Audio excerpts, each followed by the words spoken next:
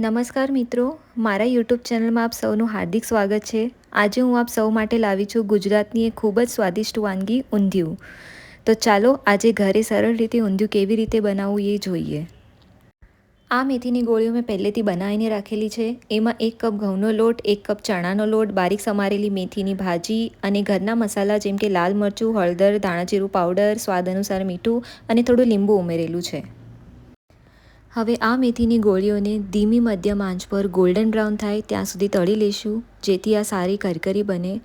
આ જેટલી કરકરી અને સારી બનશે એટલું જ તમારું ઊંધિયું ખાવાની મજા બમણી થઈ જશે। જેમ તમે આ વિડીયોમાં જોઈ શકો છો એવી રીતે તમે ફ્રાય કરો અને આ તમે વડીઓ રેડી કરી દો। હવે આપણે મસાલો રેડી કરી લઈશું।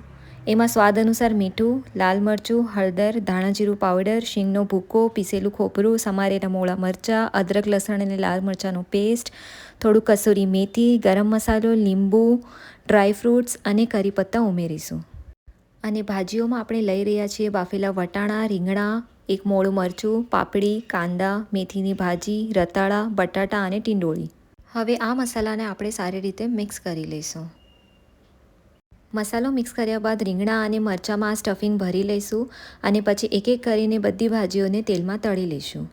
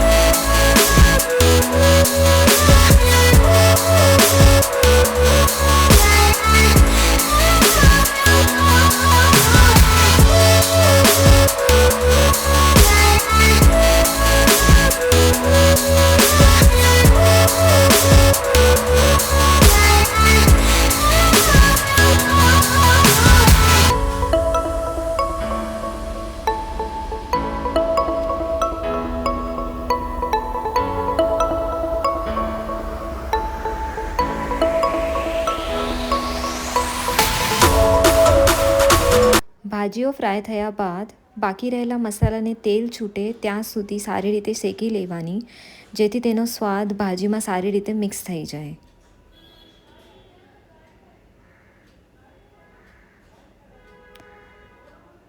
જેવી રીતે તમે આ વિડીયોમાં જોઈ શકો છો તેલ છૂટી ગયું છે આ મસાલાથી। હવે એ મસાલાને આપણે જે ફ્રાય કરેલી ભાજીઓ છે એના સાથે મિક્સ કરી લઈશું અને આમાં આપણે થોડું પાણી ઉમેરી દઈશું। પાણી ઉમેર્યા બાદ આપણે જે વડીઓ બનાવેલી હતી એ વડીઓને બી આમાં આપણે નાખી દઈશું અને એ નાખીને સારી રીતે મિક્સ કરી લઈશું।